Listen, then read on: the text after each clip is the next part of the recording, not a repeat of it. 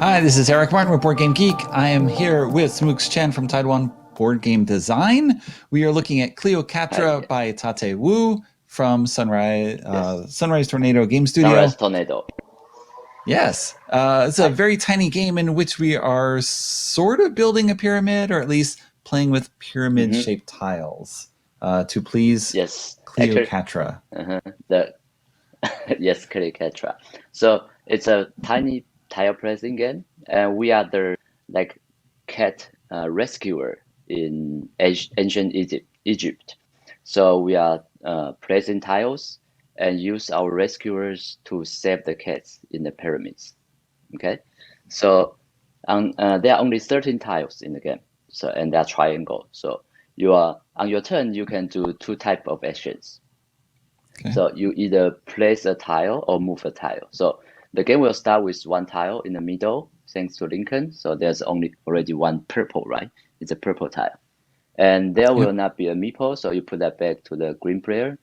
So on your turns, for example, it's green player's turn. You will draw a tile from the pile and place that next to an existing tile. So that's one of the tile action you can do. You place a tile, or you can move a tile that is already on the table without any meeples. So after you do the tile action, then you can do the meeple action. You can send your rescuers into the pyramid. So you can put one of your green meeple on the green tile you already placed. So you can only place a new meeple on the tile you just moved or placed. Okay, so that's end of your turn. You just do two action. For example, it's blue players. Now he doesn't want to move the tile, and he draw a tile. He draw a tile and place it next to. You just place it next to the green, next to the green, next to the green. Yes, because in the game the scoring is prefers to have different colors of tiles connecting each other. So the blue players can also place one meeple on the purple tile. Okay, by doing so, there'll be more tiles. So Lincoln just draw another tile or another two tile. You randomly place them. Try to put different colors together. Right. So just we're taking a couple of turns, we're putting out other tiles. Yes. And trying to give examples for the scoring. Next to purple and the yellow next to the green, maybe. The yellow next to green. Okay. And you put two meeples from each player. Okay. Yep. And perfect. So now let's say it goes back to the green player's turn. So in addition to placing tile and placing meeples, you can also score. So how you score when now you only have one meeple on the table. So you score the green meeple, you take it away from the tile, and you will score because you are you search the cats and you take care of the cats, so they go back to their homes after his walk. So you score by how many different colors of tile on next to the tile you just remove the meeple. So for the green tile, you have yellow and purple next to it. So you score 3 points, including the green. So purple, green, and yellow tile give you 3 points. Yes. So that's how you score. And also you have other meeples next to the scoring tile. For example, if you have another green meeple standing on the yellow or purple, then you can also remove them. Yes, you can also remove the meeple next to it as a helper, so you get 1 extra point for this action. Okay. But that's not mandatory, so you can choose to keep that on the tile, because when you place the meeple, you can also choose to place meeple next to any of your meeple already on the board, so you can expand your meeples next to existing meeples. So the game will keep playing like this. You play tile or move the tile, and then you play your meeple, and you score when you think you have different colors of tiles connecting to each other.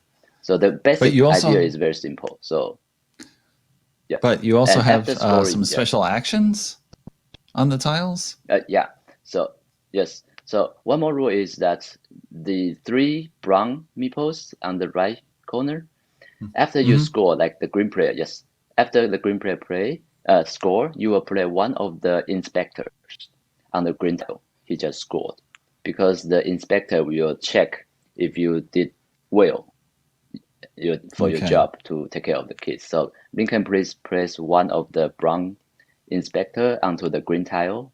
The green player just score. Yes. So when there's a inspectors, you cannot score for that tile. So that gives some limits for the players. Kind of you can block because each tile can host at most 2 meeples.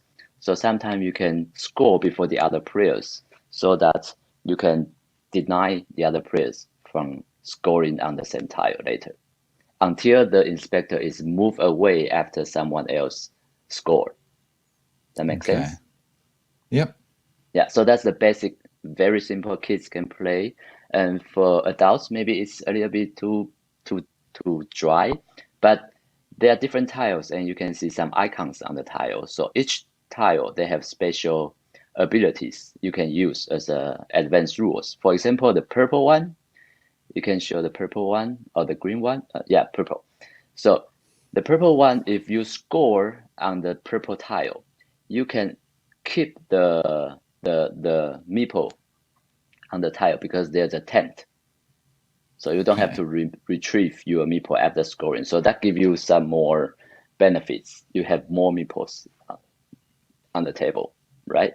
So for the green one, you can, after you place the green tile, and you can choose to swap 2 meeples on the table.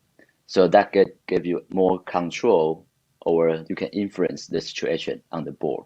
So if you play the advanced rules, this tile give you more tactical choices during your turn. So it from a very simple tile laying game into a very, very hardcore, very, very tense, intense tactical game, strategy as well, game. because you get everything on there. Yes. Okay. Yeah, because the score is very, very close, so you have to optimize the efficiency. You only have 2 actions in your turn, so you have to optimize what you are going to do.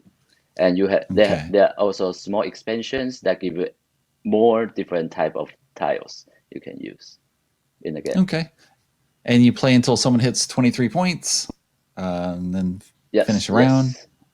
That's the finish round. Yeah, final round. Yes, exactly. Okay. All right. Thank you very much, Smooks, for joining us for our spiel away from spiel. And it was great to look at Cleocatra online from Sunrise Tornado Studio. Thank you very much for joining us.